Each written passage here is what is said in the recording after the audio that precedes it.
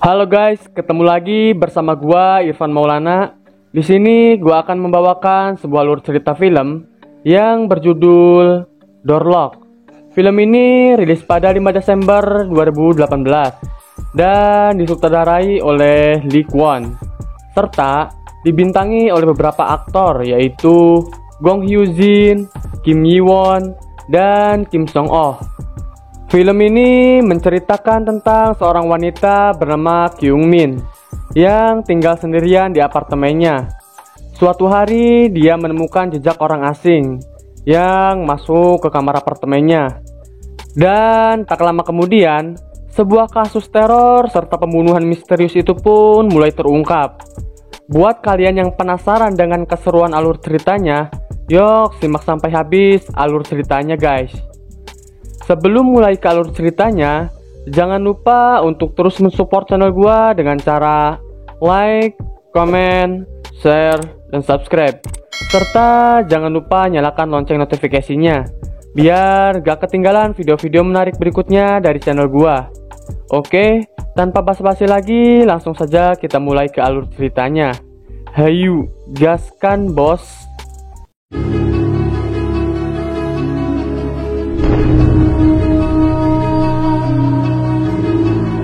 Di awal film, kita akan diperlihatkan dengan seorang gadis yang sedang dalam perjalanan pulang. Selama di perjalanan, dia merasa gelisah karena seperti sedang dibuntuti dan diperhatikan. Sesampainya di apartemen, gadis itu mendapati kamarnya dalam kondisi gelap. Dan ia sudah beberapa kali mencoba untuk menghidupkan lampu itu, namun tidak bisa. Akhirnya dia menggunakan lampu yang ada di ponselnya sebagai alat penerangan. Dan tak lama kemudian, dia mendengar suara dari dalam ruangan tersebut. Dia pun mencari tahu sumber suara tadi. Dan saat dia mengecek sebuah lemari, tiba-tiba muncul seseorang yang langsung membekapnya dari belakang. Dan film pun baru dimulai. Adegan berpindah di kamar apartemen seorang perempuan yang bernama Cho Kyung Min. Dan dia sedang tidur dengan seorang pria. Setelah itu si pria terbangun oleh suara alarm jam tangan. Dan dia pun makan lalu pergi. Selanjutnya disusul oleh Kyung Min yang juga terbangun. Dia pun segera bersiap-siap untuk berangkat kerja. Sebelum meninggalkan kamarnya, tidak lupa dia menutup kloset dan merapihkan jemuran di kamarnya. Saat akan mengunci kamarnya dari depan, dia merasa ada hal yang aneh karena doorlock pintunya terbuka dan tampak kotor. Demi keamanan, akhirnya dia merubah kata sandi alat tersebut dan passwordnya adalah 1784. Sesampainya di tempat kerja, dia menjalankan tugasnya sebagai kasir di suatu bank. Sepulangnya Kyung Min dari tempat kerjanya, kita diperlihatkan dengan seorang perempuan lagi yang bernama Oh Hyo. Dia ini adalah teman dekat Kyung Min. Mereka sedang berbincang terkait pekerjaannya. Dan Kyung Min mengungkapkan ingin mendapatkan perpanjangan kontrak agar memiliki uang yang cukup untuk pindah dari apartemennya yang sekarang. Di saat mereka sedang mengobrol, nampak seorang pria yang sedang memperhatikan mereka dengan tatapan yang cukup aneh. Sesampainya di apartemen, dia disambut oleh penjaga apartemen. Dan dia diberi sebuah titipan paket. Ternyata itu adalah paket dari ibunya.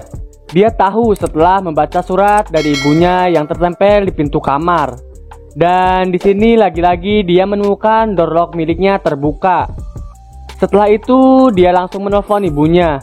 Dan terjadilah perbincangan antara mereka. Tidak lupa dia juga menanyakan kepada ibunya apakah ibunya membiarkan doorlocknya terbuka begitu saja. Namun ternyata ibunya tidak merasa melakukan hal tersebut. Nah, di sini Kyung Min nampak mulai kebingungan. Siapa yang sudah mengotak-ngatik doorlock miliknya?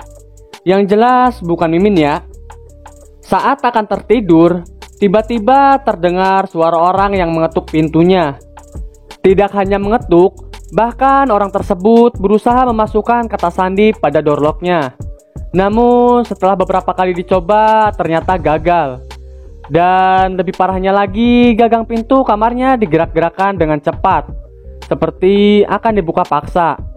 Akhirnya dia mencoba untuk memberanikan diri dan mengecek siapa orang tersebut. Namun saat dilihat melalui lubang pintu, ternyata tidak ada siapa-siapa. Kyung Min yang merasa khawatir akhirnya melaporkan kejadian itu kepada polisi. Polisi pun datang dan melakukan pengecekan.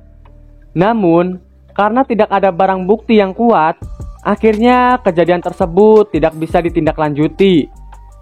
Dan ternyata, menurut pengakuan dari polisi, ini bukan kali pertamanya Kyung Min melaporkan hal serupa kepada kantor polisi. Yang berarti, dia sudah mengalami kejadian yang sama di hari sebelumnya. Keesokan harinya, Kyung Min pun terbangun dengan kepala yang agak pusing. Dan sama seperti hari sebelumnya, dia bersiap-siap untuk berangkat bekerja.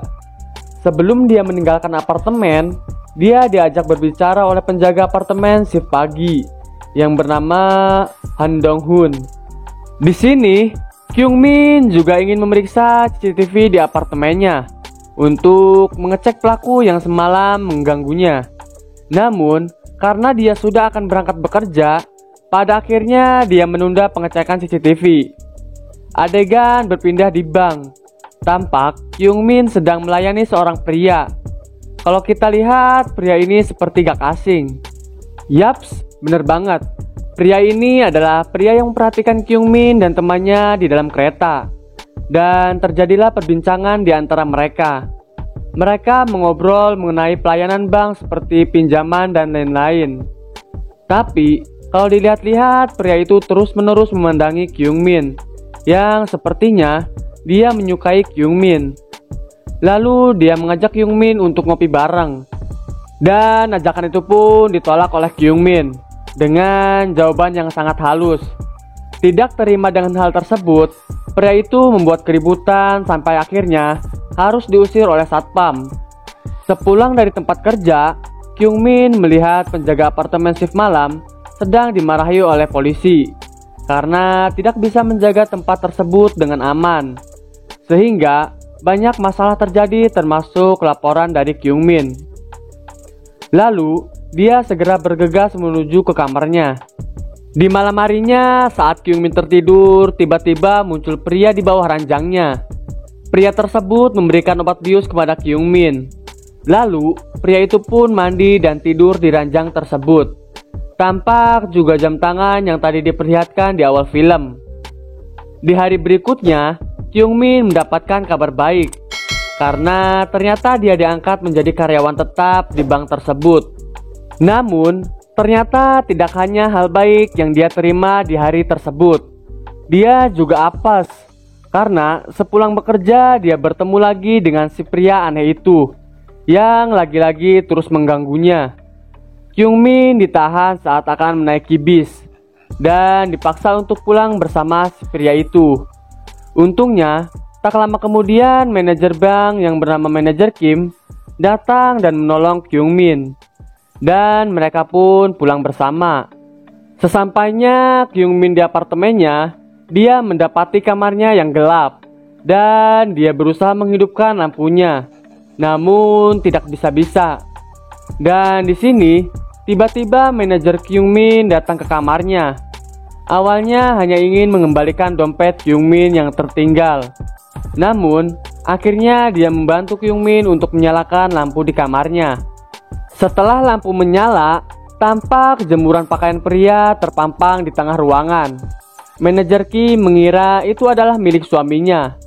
Namun Kyung Min menjelaskan bahwa itu hanya untuk tanda agar Kyung Min terlihat seperti sudah berkeluarga dan tidak diganggu oleh penjahat. Setelah itu, Kyung Min masuk ke kamar mandi dan dia mendapati hal yang aneh, yaitu tutup klosetnya terbuka. Seperti yang kita lihat di awal film, Kyung Min ini mempunyai kebiasaan, yaitu menutup kloset sebelum berangkat bekerja. Lantas, ulah siapa itu? Di sisi lain, Kyungmin juga merasa curiga terhadap manajer Kim yang tiba-tiba datang ke kamarnya. Padahal dia tidak pernah memberitahu nomor kamarnya. Dia lalu menanyakan hal itu kepada manajer Kim. Dan sebelum pertanyaan tersebut dijawab, dia sudah buru-buru turun ke bawah dengan alasan mau mengambil kopi, padahal mau memanggil polisi, dan meninggalkan manajer Kim yang sendirian di kamarnya. Akhirnya Kyungmin kembali lagi ke kamarnya bersama polisi yang rencananya untuk menangkap manajer Kim yang dicurigai selama ini telah mengganggu Kyungmin. Namun betapa kagetnya ketika pintu kamarnya dibuka, ternyata manajer Kim sudah dalam keadaan tidak bernyawa, alias darmoid, modar maut koid, dengan dasi yang mengikat lehernya. Kyungmin pun dibawa ke kantor polisi dan diselidiki. Malah dia yang dicurigai telah melakukan pembunuhan berencana dan bersekongkol dengan orang yang membunuh manajer Kim, lalu berpura-pura memanggil polisi. Di sini juga ditegaskan bahwa manajer Kim mengetahui kamar Kyungmin karena menanyakan kepada penjaga apartemen. Jadi, selama ini Kyungmin telah berburuk sangka kepada manajer Kim, walaupun belum dipastikan sebagai tersangka. Namun, hal ini jelas berpengaruh terhadap hidup Kyungmin. Dia mendapatkan stigma negatif dan jabatannya pun dicopot dari tempat kerjanya. Suatu ketika, Kyungmin kembali ke apartemen untuk melakukan pengecekan CCTV. Namun, sesuai info dari penjaga shift pagi, CCTV di depan kamarnya itu ternyata tidak berfungsi. Dan ia menambahkan info bahwa ketukan pintu tersebut sudah lumrah. Biasanya terjadi saat orang sedang mabuk dan lupa kamarnya. Di sini seperti ada yang sedang ditutup-tutupi oleh si penjaga itu. Kyungmin juga tampak kurang puas dengan jawaban tersebut. Berpindah di kamar Kyungmin. Saat membersihkan kamar, dia menemukan suatu alat scanner. Jadi alat ini berfungsi untuk membuka door lock selain menggunakan password. Karena penasaran, akhirnya Kyungmin menggunakan alat tersebut pertama-tama ke pintu kamarnya, namun tidak berfungsi. Lantas dia mencoba ke semua kamar di apartemen tersebut. Akhirnya dia menemukan door lock yang cocok dan dia masuk ke dalam kamar itu. Kemudian mencari tahu siapa pemilik kamar tersebut. Saat sedang melihat-lihat sekitar, ditemukanlah berkas surat-surat mengenai kartu kredit dengan nama pemilik Kang Sung Hee. Keesokan harinya, Kyungmin bertemu dengan Hyuju. Bermodalkan berkas yang ditemukan sebelumnya, Hyuju bisa mendapatkan daftar transaksi dari kartu kredit itu. Tujuannya adalah untuk menyelidiki lebih lanjut tentang Sung Hee. Kalau ditanya kenapa Hyuju bisa mendapatkan data tersebut, ya jelas saja, karena dia sendiri adalah pegawai bank yang sudah pasti memiliki akses untuk mendapatkannya. Tampak ada yang mencurigakan dari daftar transaksi tersebut, karena penggunanya selalu membeli produk dengan harga 3.200 won setiap jam 13.00. Bertempat di minimarket dekat apartemen Kyungmin, Hyuju juga mencoba mengirimkan pesan ke nomor Sung Hee. Namun, sayangnya tidak ada respon. Akhirnya mereka memutuskan untuk mengecek langsung ke minimarket.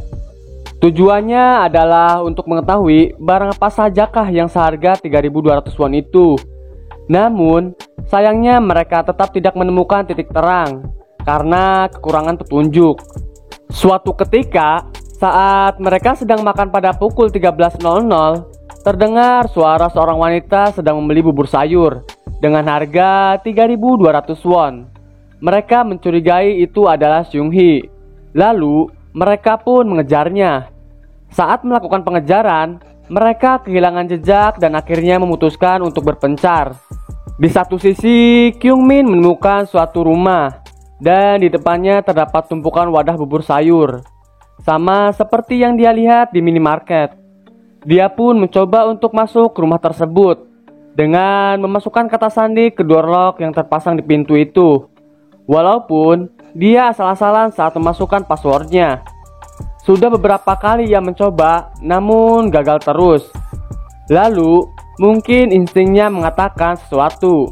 Dia mencoba untuk memasukkan password yang sama dengan kamar apartemennya, yaitu 1784. Dan ternyata pintu itu pun bisa terbuka. Dia pun masuk ke dalam rumah tersebut yang tampak seperti tidak berpenghuni. Saat dia memasuki sebuah kamar, ternyata terdapat seorang wanita yang sedang tidur dengan kondisi tangan yang terikat. Di sini, Kyung Min tampak sangat kaget. Dia mencoba menghubungi polisi untuk meminta pertolongan. Namun, tiba-tiba ada orang lain yang ingin masuk ke rumah tersebut, yang kemungkinan besar itu adalah si psikopat yang akan masuk. Sedangkan di tempat lain, Hyuju sudah bertemu dengan wanita di minimarket tadi. Namun, ternyata wanita tersebut bukanlah Seung-hee seperti yang dicurigai sebelumnya. Lalu, scene kembali lagi ke si Kyung Min. Dia bersembunyi di bawah tempat tidur dan mendengarkan pria tadi berbicara dengan wanita yang ada di atas kasur. Si pria berkata bahwa ada SMS masuk dari seseorang yang bernama Hyuju yang sedang mencarinya. Dan dari ucapannya tersebut mengatakan bahwa yang ada di kasur itu adalah Seung-hee. Karena seperti yang kita ketahui bahwa sebelumnya Hyuju pernah mengirimkan pesan ke nomor Seung-hee untuk mencari informasi. Setelah itu, si pria berkata bahwa saat ini dia sudah menemukan pengganti dari Seung-hee, yaitu seorang wanita yang mempunyai kamar apartemen tepat di atas kamar Seung-hee. Kyung Min pun kaget saat mendengarnya, karena itu adalah kamar miliknya. Dan berarti fix, si pria ini adalah si psikopat cabul yang selama ini meneror Kyung Min. Setelah itu, Kyung Min berpindah posisi sembunyi di belakang pintu. Dan dia melihat hal yang mengejutkan, karena ternyata kaki Seung-hee sudah dimutilasi. Bahkan si psikopat mulai membunuh Seung-hee. Mungkin karena dia sudah mendapatkan target baru, yaitu Kyung Min. Dan mencoba untuk memotong tangannya dengan menggunakan gergaji.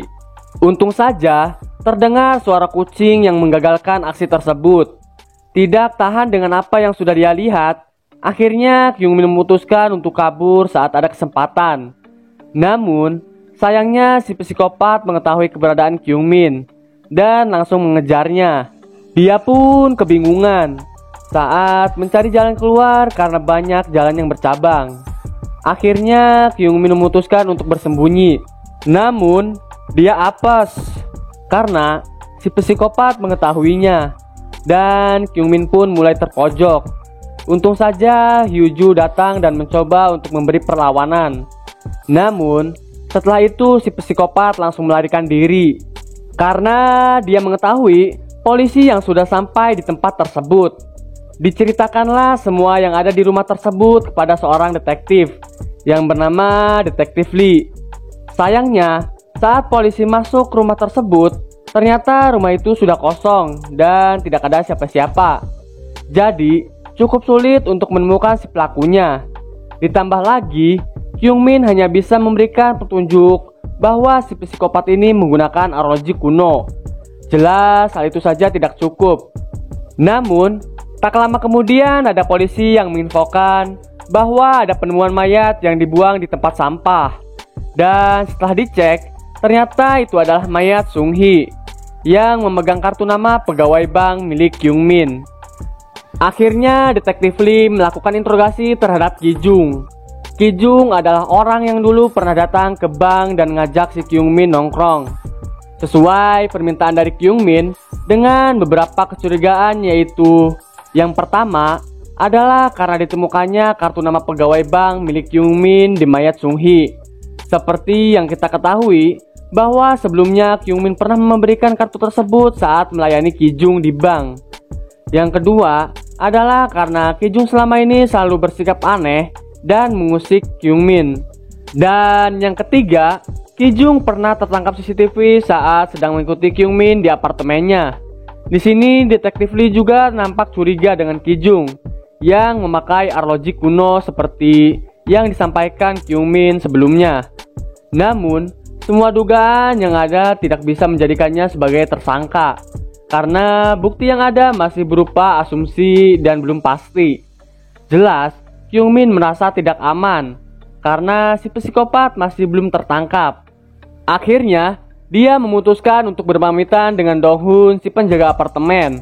Lalu dia pindah ke apartemen yang lain. Setelah itu, tanpa diduga-duga, Ki Jung mendatangi apartemen lama Kyung Min untuk mencarinya. Namun, diinfokan oleh Dong Hoon bahwa yang bersangkutan sudah pindah. Lalu Ki Jung berbohong bahwa dia adalah sepupu Kyung Min yang ingin memberitahukan bahwa ayah Kyung Min sedang sakit dan meminta nomor telepon petugas pindahan untuk mengetahui lokasi apartemennya yang baru.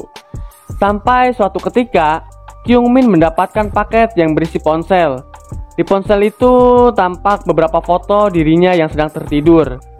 Sudah pasti itu dikirimkan oleh si psikopat cabul yang sering tidur di kamar Kyung Min. Tidak berhenti sampai di situ, tak lama kemudian ada panggilan video call masuk dari nomornya Hyuju. Namun, setelah diterima ternyata itu adalah si psikopat yang berada di kamar Hyuju dan menampilkan isi kamar Hyuju. Hal ini membuat Kyung Min panik dan buru-buru menuju apartemen Hyuju karena ia takut terjadi hal-hal yang tidak diinginkan. Tapi bodohnya dia lupa mengunci pintu apartemennya dan membiarkan kuncinya ditaruh begitu saja di meja. Sesampainya di kamar Hyuju, dia langsung menggedor pintu. Namun tidak ada respon. Sementara video call masih berlangsung dan memperlihatkan kaki Hyuju yang akan digergaji oleh si psikopat itu. Dan saat akan menjebol gagang pintu dengan tabung gas, tiba-tiba muncul Ki Jung yang langsung memukul Kyung Min sampai dia terjatuh. Di sini terjadi sedikit perlawanan karena Kyung Min tidak terima sahabatnya telah disakiti.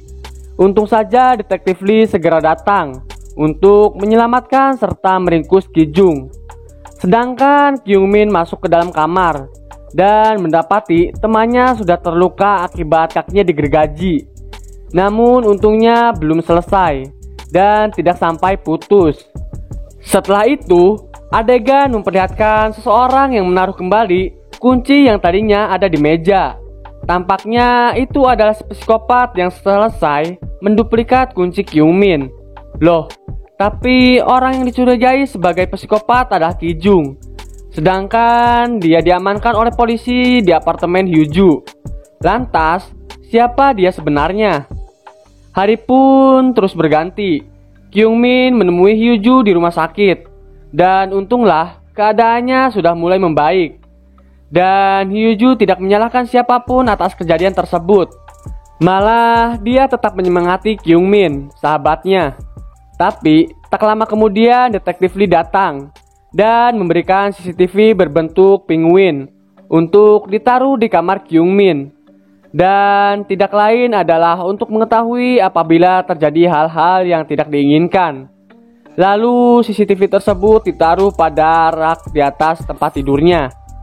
Suatu malam, Kyung Min sedang berbelanja di minimarket dan dia bertemu dengan Dong Hoon. Yaps, dia adalah penjaga shift pagi di apartemennya yang dulu. Namun, hal yang mengejutkan pun terjadi. Di sini, Kyung Min tanpa sengaja melihat Dong Hoon membeli bubur sayur sama seperti yang ditemukan di depan rumah penculikan. Dan tampak juga arloji kuno Dong Hoon seperti tidak asing baginya, yaitu arloji kuno yang digunakan oleh si psikopat. Apakah hanya kebetulan saja? Ki Jung juga mempunyai arloji kuno yang sama. Dan sebentar lagi kita akan tahu kebenarannya seperti apa dan siapa psikopat yang sebenarnya. Kyung Min yang ketakutan langsung buru-buru meninggalkan minimarket dan dia memutuskan untuk pulang. Sesampainya di kamar, dia mendapatkan telepon dari detektif Lee yang menginfokan bahwa Ki Jung bukan pelaku dari kasus selama ini karena hasil tes DNA-nya tidak cocok. Lebih mengagetkannya lagi, Ki Jung sudah mati karena dibunuh oleh seseorang. Berarti kita sudah tahu siapa pelaku yang sebenarnya. Kyung Min pun tampak shock dan dia merenung di atas kasur. Lalu, lagi-lagi dia menemukan hal yang mengagetkan. karena tampak bubur sayur yang tadi dibeli oleh Dong-hun berada di atas meja kamarnya. Dengan keadaan yang mematung, dia pun membuka HP dan CCTV. Ternyata ada orang yang lebih dulu masuk ke dalam kamarnya, dan tidak lain itu adalah Dong-hun. Lalu Dong-hun bersembunyi di bawah tempat tidur Kyung-min. Jadi tadi yang menduplikat kunci itu adalah Dong-hun, agar dia memiliki akses untuk keluar masuk kamar apartemen tersebut. Perasaan Kyung-min mulai tidak karuan. Di sini ini berarti di bawahnya sekarang sudah ada Dong-hun yang bisa kapan saja mencelakainya. Lalu tanpa pikir panjang, Kyung-min berusaha untuk kabur. Namun sayangnya dia dengan mudah tertangkap oleh si psikopat cabul ini. Adegan berpindah ke suatu kamar, dan di sini tampak Kyung-min sempoyongan setelah dibius. Dia tampak ketakutan dan ingin segera keluar dari kamar itu. Yang akhirnya Dong-hun memberikan kesempatan kepada Kyung-min untuk kabur dari tempat tersebut, dengan konsekuensi kalau nanti dia tertangkap lagi, maka kakinya akan dipotong. Nah, mungkin ini juga yang terjadi pada Sung-hee, korban pas pertama tadi. Akhirnya Kyung-min melawan dan mencoba untuk kabur. Namun usahanya sia-sia karena seluruh tempat tersebut sudah ditutup, sehingga sulit untuk bisa keluar. Dan dia memutuskan untuk bersembunyi. Di tempat lain, Detektif Lee mendapatkan info bahwa Dong-hun si penjaga apartemen berhenti dari pekerjaannya dan menghilang sehari setelah kematian Ki-jung.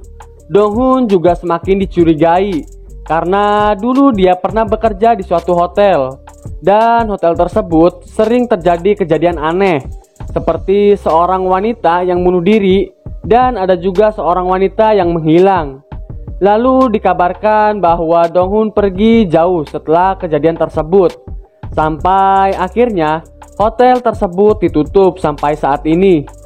Dong-hun pun dicurigai berada di hotel yang sudah tutup itu, karena memang tempatnya yang jauh dari kota dan sangat aman untuk melakukan kejahatan. Singkat cerita, Detektif Lee menemukan hotel itu dan langsung masuk ke dalam. Dan sudah dapat diduga kalau Dong-hun yang ada di dalam menyambutnya dengan perkelahian.